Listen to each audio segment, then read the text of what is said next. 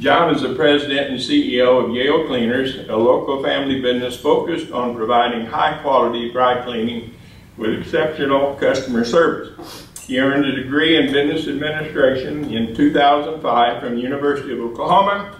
John has a certificate of professional dry cleaning from the Dry Cleaning and Laundry Institute and is working toward becoming a certified master dry cleaner. But I think this is his real claim to fame. Last month, John celebrated 8 years of happy marriage to his wife, Julie. Together they have 2 children, Alexis and Thomas. John attends First Baptist Church of Jenks with his family, and as a former member of OU's marching band and one of OU's biggest fans, and I don't know whether I should say this, John has never been seen wearing orange in public. Give a good round of applause for our friend John Rothrock.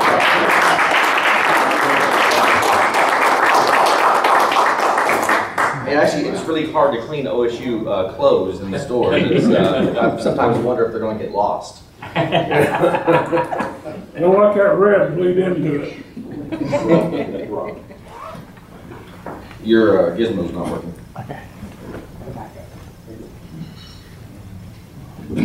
Perfect.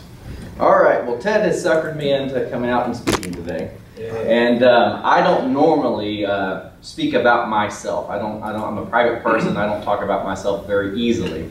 But after attending last week's meeting, I really thought that was probably the best forum to do that in. So you're going to get to hear a little bit about me and a little bit about Yale. So last week, Ted also described me in one word. And in the short time he's known me, I think he captured me in one word fairly accurately.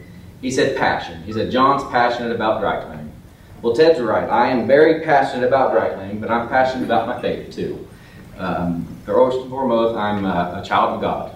I'm passionate about my family and my life, passionate about Yale Cleaners, and I'm passionate about Tulsa. And then there's that thing that Ted was just saying, I'm passionate about OU.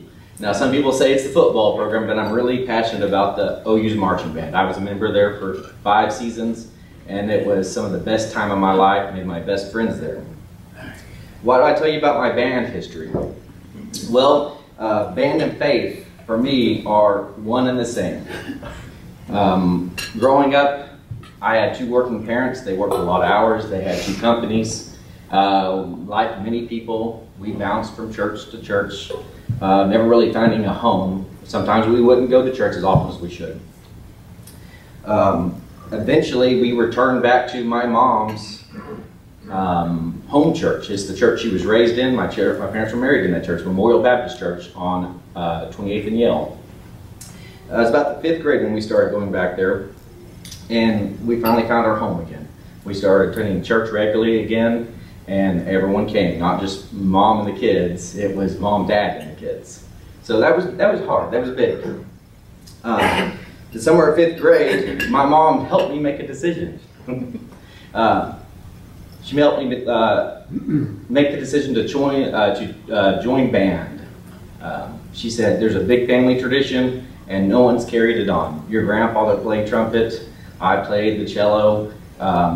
You're the youngest of 5 kids, you're my last chance. Someone's got to play band. So she kind of guilt-tripped me, and she finally convinced me. You know how moms are. They see that, what's in you, and they know how to get that out of you. So she convinced me to join band. So I was like, great, I'm going to be a drummer.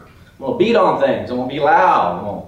I want to drum. She's like, no, that's not going to work. I go, what? No, we went back and forth for weeks on this. I remember weeks. And finally she pulled the ultimate guilt card. She goes, you know what, John? Your grandfather, he played the trumpet. He played it starting in 6th grade and played it all the way up through high school. He goes, it would mean so much to him if you played the trumpet. All right, what are you going to do? You play the trumpet. So when I got there, I started playing the trumpet. And that gets me back to Memorial Baptist Church. About the same time that I picked up the trumpet, they started their church orchestra for the first time. And guess who joined? I didn't know the B-flat scale. I didn't know 4 notes, and they got me playing in the church orchestra. Now, who here's a music person, can play an instrument, has ever played an instrument? Raise your hand, raise them high. Who? All right, now I need one more qualifier. I see it. You're the winner. You're the winner. That's good, because way back in the day, I played the trumpet. Oh. I won't tell you what the trumpet player's handshake is. Well, I cut my teeth in on music playing hymnals, playing in church. And if you know anything about hymnals and music, you'll know that they don't like key signatures very well. It goes from 4 sharps to 4 flats, back to 2 sharps. So I didn't even know what a sharp was when I started in church orchestra. So anyways, I started twice a week, sitting every Wednesday night next to my grandfather, playing trumpet. What I didn't know is when I made that decision to pick up the trumpet, my grandpa did too. He went and bought a trumpet and started playing after that, 50 years, and started playing again. So I had the honor of getting to sit next to him and play trumpet every week in church, twice a week. Sorry, I gotta get myself controlled here. So why is that important? Well, I got to learn from my grandpa. Who here knows James Stevenson? Knew him growing up in Tulsa. He was here his whole life. He's a man of few words. The least said, the least mended. Always was a man of few words. And so I got the benefit of sitting next to him and getting those few words. Not many people did. Well, he built a love for me, for Christ, for band, and for family. And I really learned how to give my life. I learned from him to give my life to Christ. In 6th grade, I was baptized with 3 of my siblings. And I remember the feeling. It's amazing, the feeling. All your past sins were gone, yet you could start again, afresh. There's a fresh start with life. I remember Monday morning walking down that 6th grade hall. You guys remember 6th grade, don't you? It's kind of a tough time in school. I feel like the Teflon man. Nobody's touching me. I had Jesus. So, let's get back to Jim. So, I told you I got to sit next to my grandfather each and every day. Well, let me tell you about my grandfather. He started in dry cleaning at age 14 in Broken Arrow, Oklahoma. Every day after school, he'd walk to Main Street, Broken Arrow, and clean and press clothes. He taught himself. He worked for an alcoholic that was never around, and so he did all the work. So he did that all the way through high school. I don't know if dry cleaning chose him or he chose dry cleaning, but that's just the way it kind of worked out. A couple years after graduating, he opened up his own dry cleaners on Main Street, Broken Arrow, called Arrow Cleaners, just 2 doors down from the guy he worked for. And another 2 doors down from that was another dry cleaner. So in 1950, there was 3 dry cleaners on Main Street, Broken Arrow, within 3 blocks of each other. Who thinks that's a good idea? Well, it wasn't. So him and the other guy actually teamed up. My grandfather did the work, the other guy ran the business, and they did it that way for about 10 years. And then he went on vacation. In 1958, he went on vacation, took him and his family to Houston, of all places, and while on vacation, found a dry cleaners for sale. And he called his partner up when he was on vacation and said, "Hey, I found a dry cleaners down here. I'm going to buy it. If I don't leave Main Street, Broken Arrow now, I'm going to live and die my entire life having never left this street." And so he sold out to his partner, bought that dry cleaners in Houston, and moved his entire family there on vacation. He hated it. Worst decision of his life. Hated, hated, hated. It's 1959 in Houston, and you're running a dry cleaners. Now, who knows what a dry cleaning building is like? It's hot. It's real hot. Well, in Oklahoma, we only had about 2.5 months of that. Well, in Houston, it's 9, 10, 11, 12 months of that. No air conditioning, no family, no friends. He absolutely hated every single moment of that decision. And so he had heard that Yale Cleaners was for sale in Tulsa, and he sold the company back to the family he bought it from and moved him and his family back here to Tulsa. And him and his brother-in-law purchased Yale in 1959. At that time, it was 3 locations. People always ask me, why Yale? Why Yale Cleaners? Why is it not Rothrock Cleaners, or Bill's Cleaners, or Jim's Cleaners, or Stevenson Cleaners? Well, our first location was on Route 66, 11th and Yale, just right off the Mother Road. And that's where our name comes from. So when they bought it in 1959, it was 4 locations, 1 plant and a bunch of 3 satellite stores. It was founded by James Hodges, who was a retired school administrator. And he had built the business for his daughter, for her to have something to support her and her family with, and that just never materialized, so he needed to get out. My grandfather, my brother-in-law, great uncle, ran the business for 20 years, basically unchanged.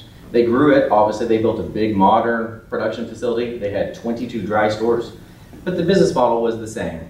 Take clothes in, drive them to a central plant, drive them back, return them to the customers. In 1979, in the late 60s and 70s, dry cleaning industry had real hard times. Polyester came out, and a third of the dry cleaners nationwide went out of business just overnight. And Yale was almost one of them. So at that time, they did everything they could to stay in business. They sold drapes, they installed drapes, they cleaned drapes. They sold fur coats in Tulsa, Oklahoma. Yeah, go figure.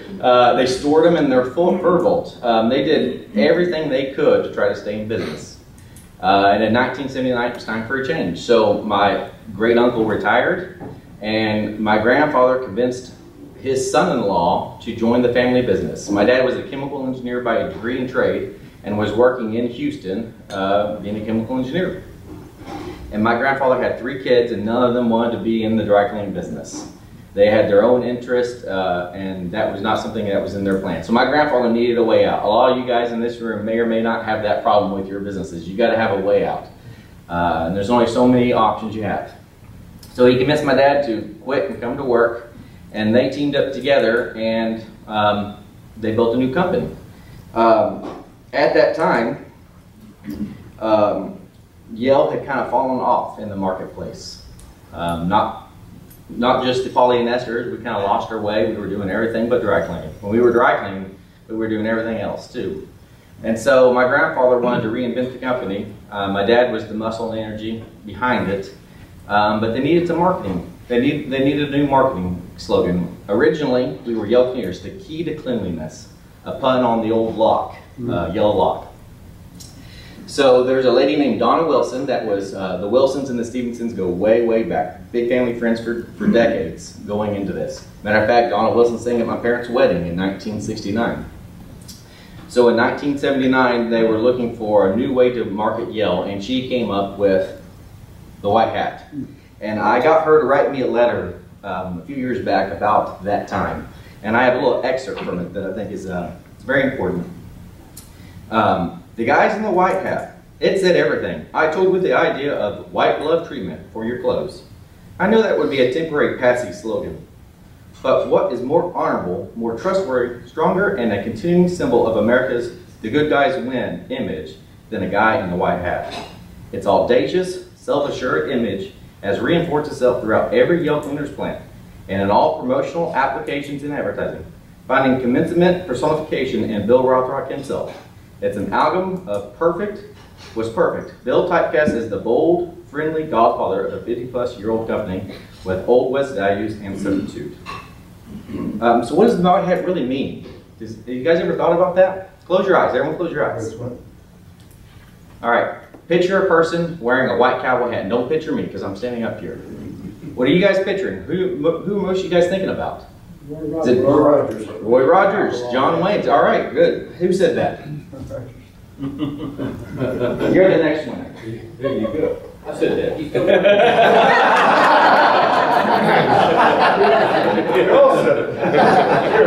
Roy Rogers. All right, so what was it? What's the old imagery? Man, it's iconic. It truly is iconic. It's the Old West.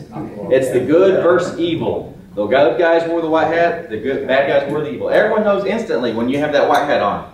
He's the good guy. He's the good guy. Well, I don't know if you've ever noticed it, but our slogan's not the good guys in the white hat. It's not even grammatically correct. People contact me every once in a while, get an email, a phone call. You guys know your slogan's not grammatically correct. You need to fix that. You're teaching our children wrong. Well, let's think about it honestly. We're not guys. You don't see us running around Yale Cleaners every day wearing white hats. We're not all wearing white hats. It's the guys in the white hat. It's a metaphor. We're not wearing white hats every single day, but we're doing that every day in our business. And so she was really smart, really astute. What does it mean? Well, to me, it's Matthew 7:12. It's the golden rule. Do unto others as you'd have done unto yourself. That's what the guys in the white hat means to me. Now, Roy Rogers, he's older than me.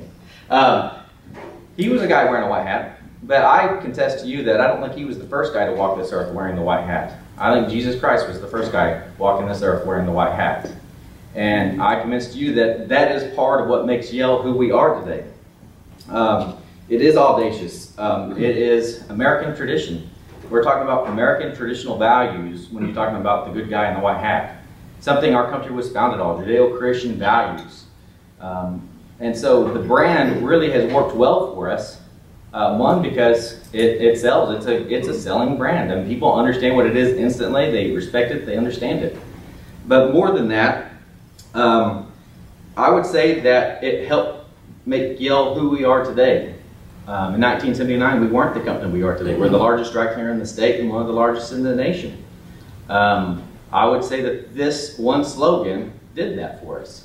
And it's not the slogan. It's not like you see those giant hamburgers at McDonald's that look really good, plump, juicy, full of meat, vegetables. They all look bright and clean. And when you get there, you get a squash sandwich. It looks nothing like what you saw on TV. Well, the brand helped build the company, and the company built the brand. You can't have one without the other. So every single day when my grandfather and my father were out there trying to make Yale a different company, they had to answer the question, what would the guy in the white hat do? Think about that if you run your business every day. If you have to, in every situation, say, what would the guy in the white hat do? Well, you say, you didn't have to do it that way. Well, it's on our building. It's wrapped around our building. I'm wearing one today in public. It's the brand. And so when you ask yourself that every single day and you're really applying that principle, not just saying it, but you're applying it in everyday life, it helped the divine inspiration that helped us create this company and the systems and the innovations we have come to make us who we are today. So what does the guy in the white hat, what does that mean to me? What does that mean to Yale Cleaners? What does that mean to you? I'm going to have to wrap it up. I'm running out of time. Customer focused. Obviously, first and foremost, our company is customer focused. What does the white hat mean to customers? Well, some of you guys are my customers. You can ask and answer, but we're customer focused. Each and every day, we're trying to do the very best we can for our customers. We're going to know you by name. We're going to try to know your family, your kids, anything about your life that we can have a conversation with you when you're in the building. It's not just give us your clothes, we'll give them back to you. We're trying to do life together. It's keeping closed 1 year. State law says, well, it's not really state law anymore, but state law says you have to keep closed for 90 days. 30 days if you post it. Well, we don't post anything and we keep them for 1 year. Why is that? What's what the good guy would do? A lot of these people have houses that their closets are this big and they have a wardrobe that's this big, and so I'm their closet. That's okay, I get that. I understand that. We keep closed for a year. That's what the good guy does. We're all human, we all make mistakes, and it's how companies respond to those mistakes that really make a difference. And so what's the good guy do? Well, there's a fair claims adjustment guide that our industry helped create. It's used by federal government, the IRS, insurance companies. Anyways, it's a way of creating a depreciated value for garments.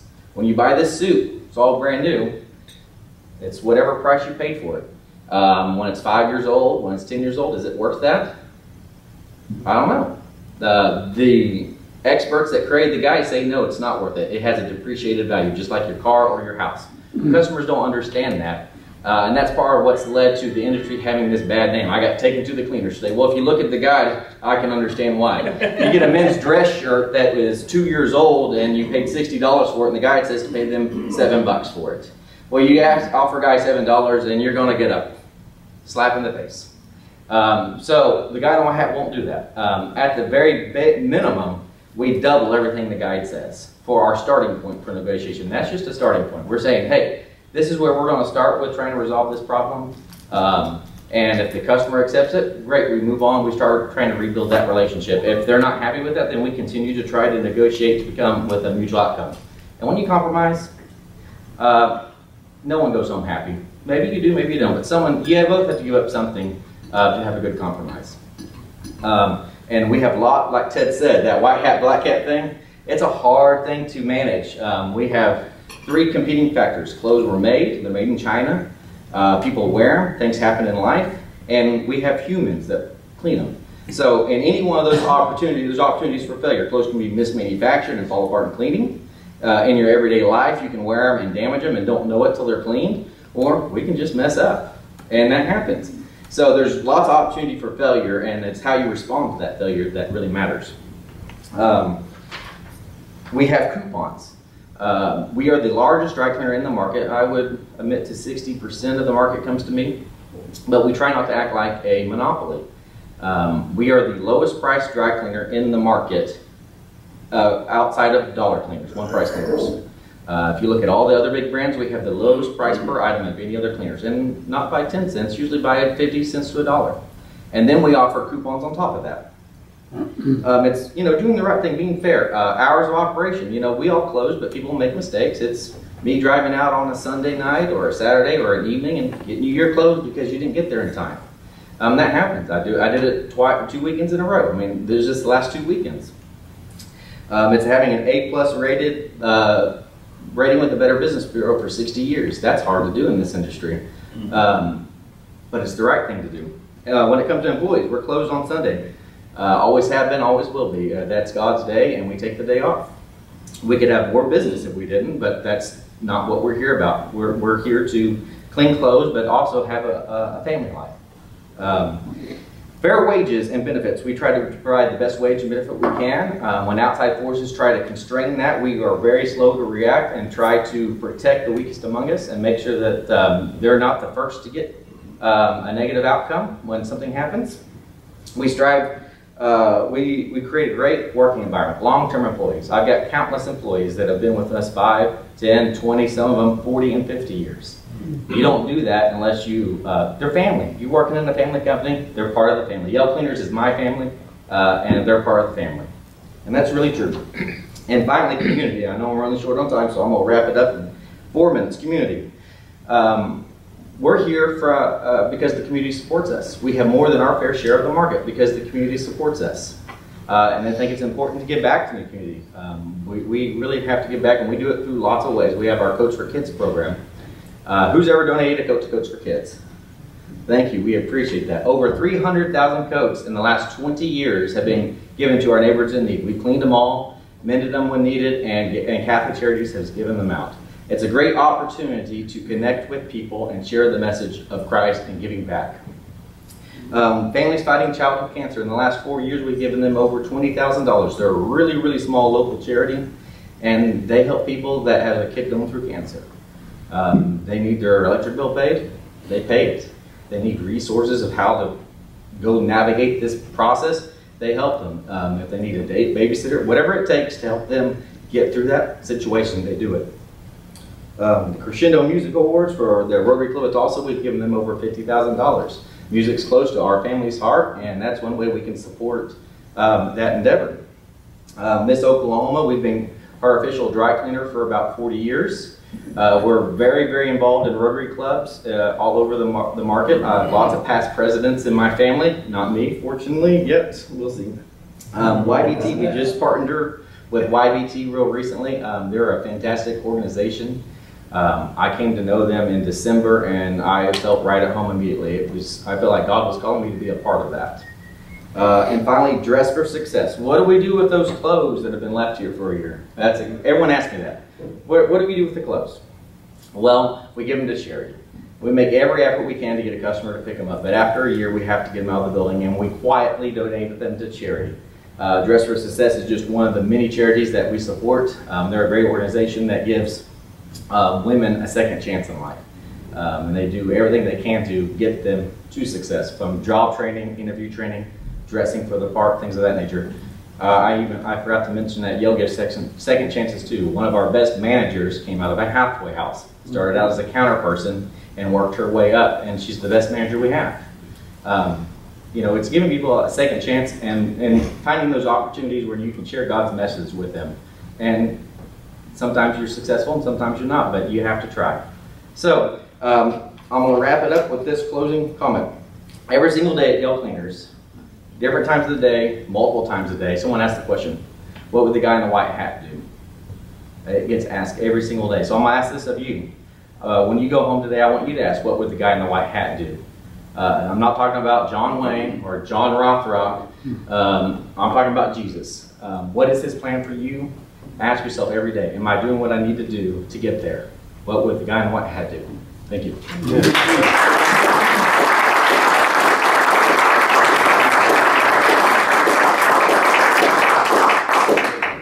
John, is this yours? This one's mine.